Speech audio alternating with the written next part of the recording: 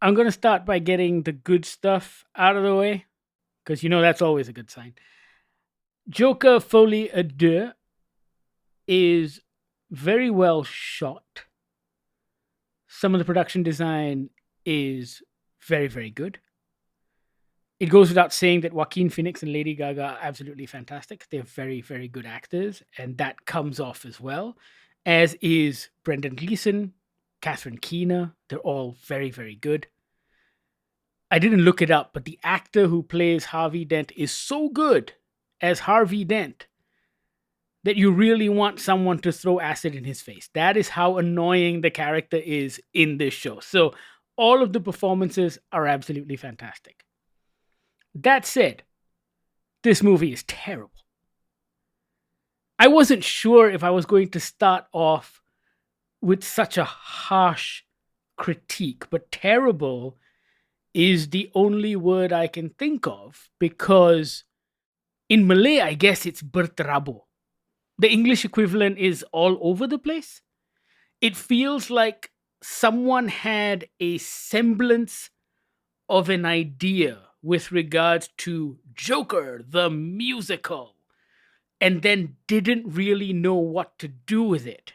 And the end result, shockingly, ruins the first film. Like there are decisions that Todd Phillips makes in Folie à Deux that actually undermines the impact of Joker. And that is unforgivable, in my opinion.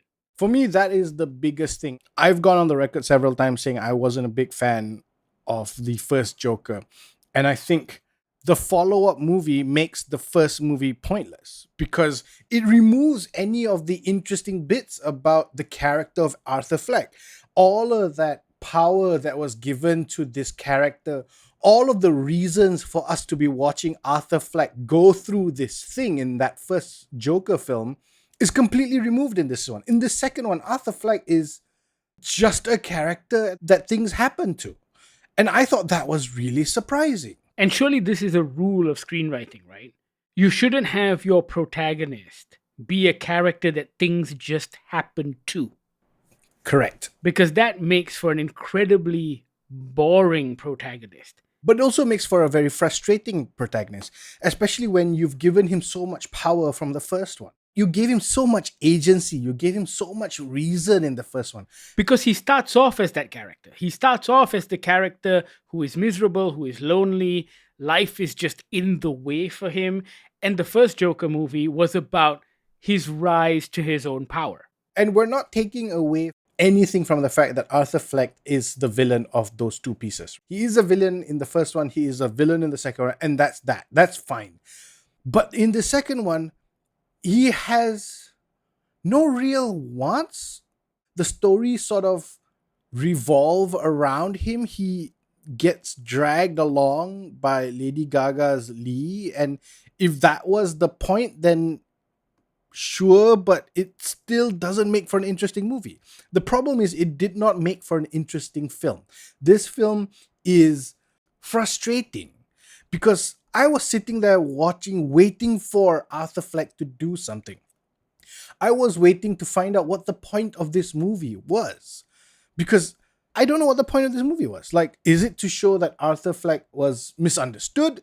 Or is it him trying to get his way out of a jam that he's found himself in after killing someone so publicly on national television? No, none of that is true. I don't know what the point is here. The idea that it is a musical is kind of addressed in a throwaway line, but then never really spoken of again or used in any meaningful way. It just feels like an excuse to have Lady Gaga be on screen and sing a little bit. She is colossally wasted in this, by the way. Yep. And I think my biggest problem with Folie à Deux, and there are a lot of problems, but my biggest problem is that the first 10 to 15 minutes of the movie actually felt like a movie I wanted to watch. It starts off in a very interesting way and then kind of descends into this messy, dull, pointless courtroom drama that literally goes nowhere. Yeah. It builds to I guess, a weird sort of climax, but even that doesn't give your lead character any agency whatsoever. And that is, like you said, Bahir, the most frustrating experience because there needs to be peaks and troughs, and this movie doesn't have them. The movie's climax literally happens to your lead protagonist. He doesn't even know what's going on. He doesn't bring it on, he doesn't incite it. It's not like his gang do it, nothing. It just happens. We, the audience, are just as surprised as the characters in the movie. And even then, I'm not convinced that that was the point of the climax. Like, what happens in literally the last 10 minutes of this movie, also that climax is in the last 10 minutes of this movie. What happens there, I'm not convinced anybody planned it. It was purely accidental what happens to him at that climax. So everything's an accident. It's just like, why are we doing this right now? So before we get into the pitfalls of the film, I do want to talk about the idea of Joker. Now, our biggest problem, both of us, with the first movie was that it had very little to do with the actual DC character, but it was the story of this white incel and his problems and his descent into madness. And it could have been anyone. It didn't have to be Arthur Fleck slash Joker. Or even if it was a Joker slash clown, it could be a psychological persona that he adopts towards the end of the movie. Saying that it's based on DC's The Joker feels like a cheap stunt. You didn't like the movie because of that. I actually enjoyed the first movie if I disconnected myself from the fact that it was based on a DC comic book character. My issue with all of that is that the filmmakers didn't want you to disconnect it from the DC characters because there's problem. a child Bruce Wayne. It's set in Gotham. Why do any of that? And so my problem with both of these movies, and more so with Folie, Deux, is that they're not even taking the time and the effort to do it properly. We've seen it done in the comic books because we've seen Elseworlds comics. And for those of you who don't know, DC Elseworlds was an imprint where they could tell interesting stories using the DC characters that were outside of continuity. So you could have weird stories like, what if Clark Kent was adopted by the Waynes instead of the Kents, and so on and so forth. So what if Superman was actually Bruce Wayne, etc., etc. And you could do all these zany things, right? Because storytellers wanted to experiment with the characters. And they've done it with some of the villains too. However, even when they tell those Elseworld stories, there is a core, there is a fundamental truth about these characters that they don't run away from, because those characters were formulated in a certain way, and we enjoy those characters because of those core truths about them. The problem with both of these movies is that on the one hand, they're trying to do the whole based on a DC character, but at the same time, they're a little bit embarrassed by it as well. Yes. And they don't pay enough attention to what they themselves have already done. And so, even if you watch this movie and you reach the end of this movie, like the very end, and something happens, it doesn't make sense with the continuity of what happened in the first film. Yeah. Or at least what they're trying to set up. Yeah. And all of that actually feels absolutely pointless, because it does nothing to the core story of this movie, which is essentially about a crazy guy who happened to kill 5/6 people, finds love, and then gets betrayed himself. That's it. That is what this movie is. It has nothing to do with Joker, or it has nothing to do with Harley Quinn. Why use these characters? Why use these names unless you're actually going to use them properly? Also, they bent over motherfucking backwards to hide/not bring up the fact that Gaga's character is called Harley Quinn. It took a long time for them to get there. But even then, Gaga's character throughout the entire film is introduced as, spoken to about as Lee. They call her Lee. So why even make it Harley Quinn? Why bother if you're not even going to let her use the name Harley fucking Quinn? I don't understand. Why not just make up something else? All of this just feels like a real, I don't know about shameful cash grab, but it really feels like they're not doing the original characters any credit. And that is my annoyance. It goes back to the old guard at Warner. And I think this is what is different with James Gunn and Peter Safran, in the sense that they seem to be genuine fans of the comic books, and they seem to know how to at least bring their fandom and merge it with a Hollywood product. And we saw that with Suicide Squad, we saw that with Peacemaker. The problem with the old guard was they were happy to experiment at the cost of these characters. Joker was an experiment that paid off because it cost $70 million, and until Deadpool Wolverine was the highest grossing R-rated movie of all time, it made over $1 billion. And so it was an experiment that paid off, and so I'm sure greenlighting this was an easy decision. However, yet again, it feels like this was an experiment by people who didn't really care about what the comic books were, but tried to build off what they did in the last movie, but actually tell us absolutely nothing new with this one. Like, you learn nothing new about who Arthur Fleck is, or his plight, or his journey from this movie. There is no progression at all with the character. I would go so far as to say it's less than that, because Arthur Fleck as a character does nothing in this movie. Not only does it not progress the Arthur Fleck character, it tells us, the audience, that Arthur Fleck has not changed. Nothing has happened. Nothing has moved for him. We don't learn anything new about this guy. We don't see a new story about Arthur Fleck or with Arthur Fleck. It's just this guy who is in jail and has to go to court. Like Todd Phillips, I too am loath to call this a musical because I love me a musical. I'm a huge musical fan. And this is not a musical because they don't do anything with the musicals. I echo your sentiment at the top that this movie is berterabo, it is messy. This movie doesn't do anything, doesn't go anywhere. In air quotes, musical sequences just sort of drop in on you. And I get it. It's supposed to be imaginary and mental state, blah, blah, blah. But it doesn't do anything. The musical numbers don't do anything. You know, in those musicals, you know, in Sound of Music, when they're singing, it means they're happy. Or they're singing because it's sad, right? They're singing because they want to distract the Nazi guards while the kids run away. There is a reason for the singing. All of it serves the story in some way. Yes. Here, it's just screen fades to black.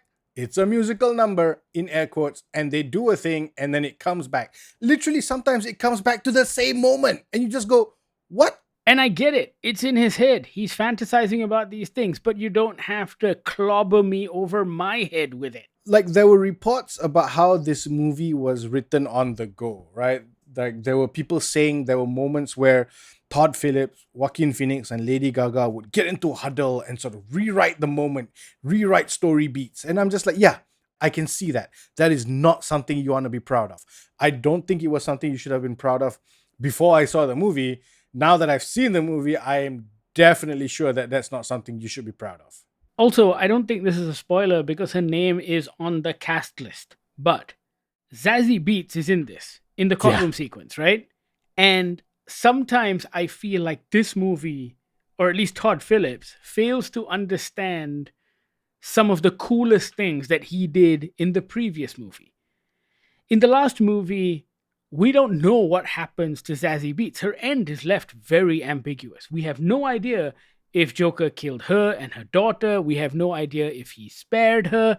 And of course, that leaned into what kind of psychotic he might be. So you left the movie unsure of his insanity or evil.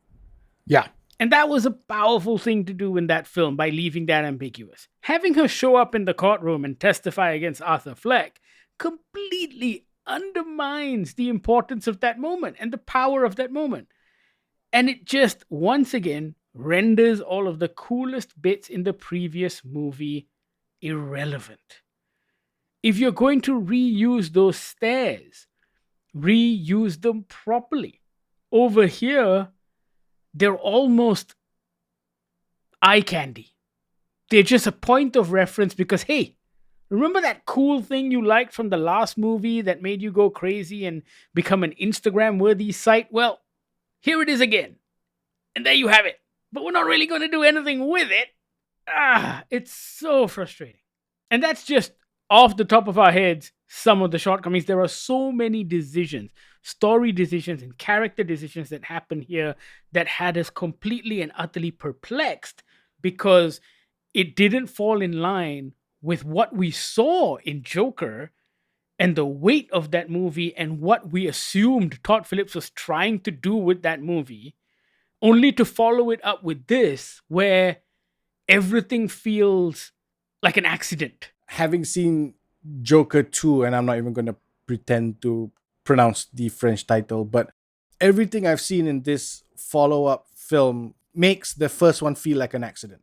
None of the interesting, cool, intelligent bits of that first one is paid off, is adhered to, is referred to, is noted in this one. Everything that was anything in that first one is just ignored here, is made to feel like an accident. And I just wonder if they knew what they were doing. I think maybe they started off with the best of intentions, but then, like you just said, everyone was kind of rewriting this movie on the fly because they got caught up in themselves and their own awesomeness after multiple Oscar wins, etc., etc.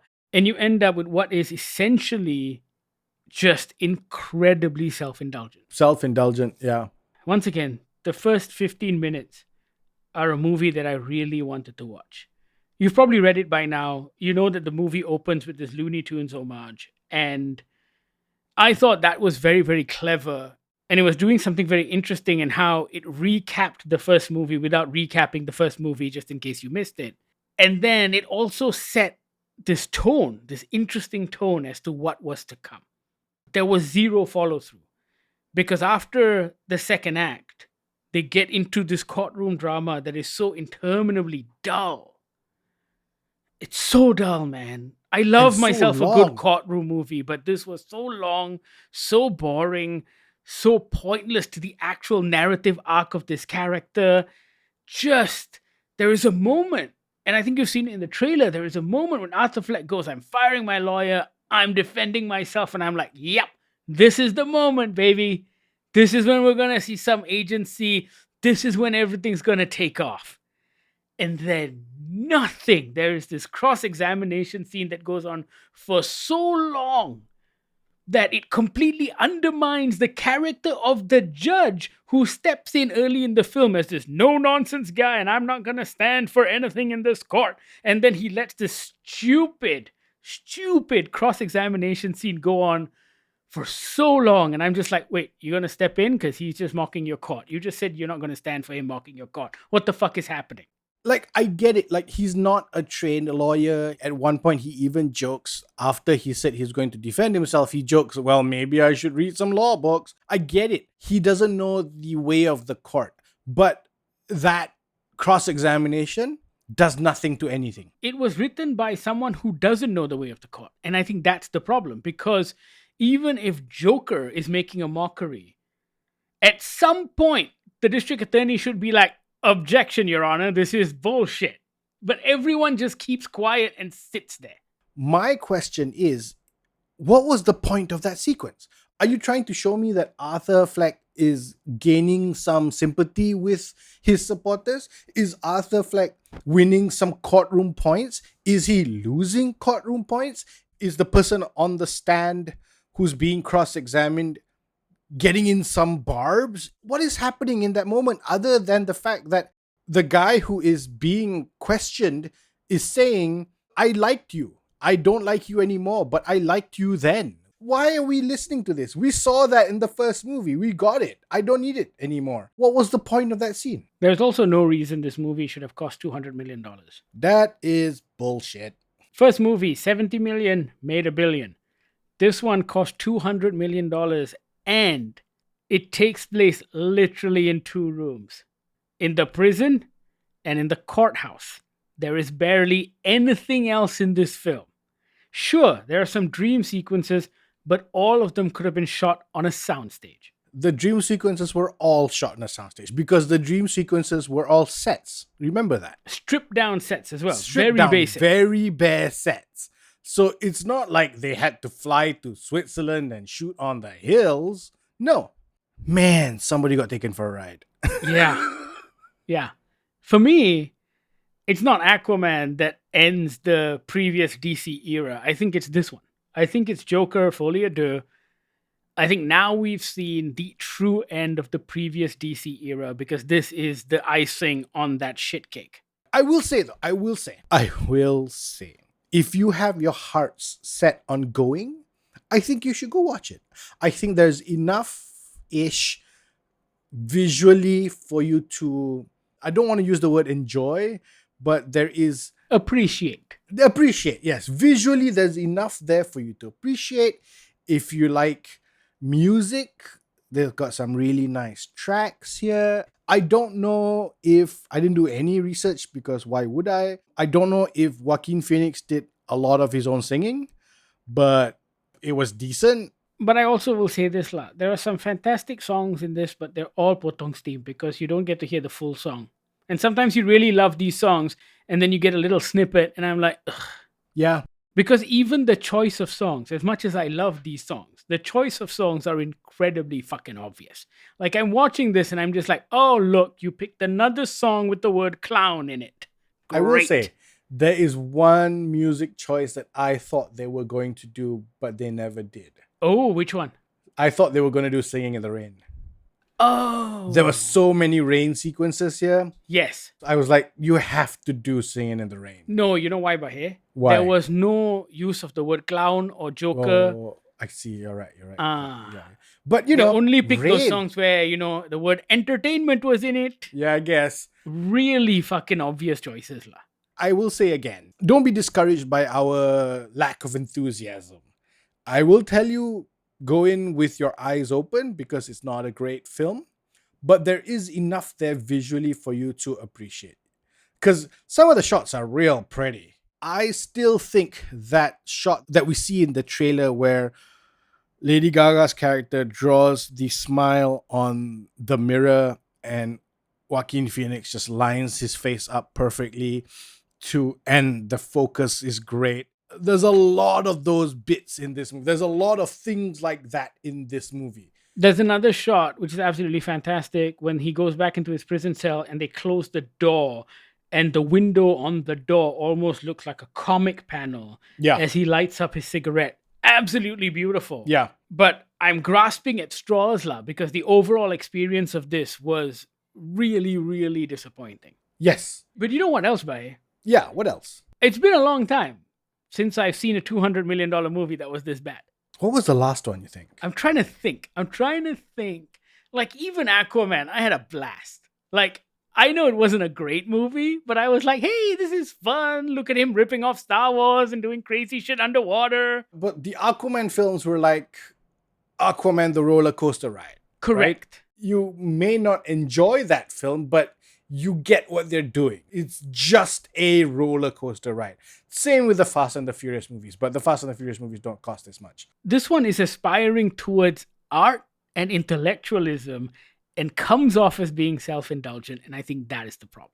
Yes, correct. Joker Folie Deux is now showing in Malaysian cinemas. If you do happen to watch it, let us know what you think. We're incredibly curious to know how you feel. Do you like it? Does it hold up to the original? Are we way off course? You know how to reach out. Goggler MY, all of our social media feeds. You can also email us on podcast@goggler.my or send us a WhatsApp to the Goggler hotline 012-524-5208. Thank you so much for listening. This is the Goggler Podcast.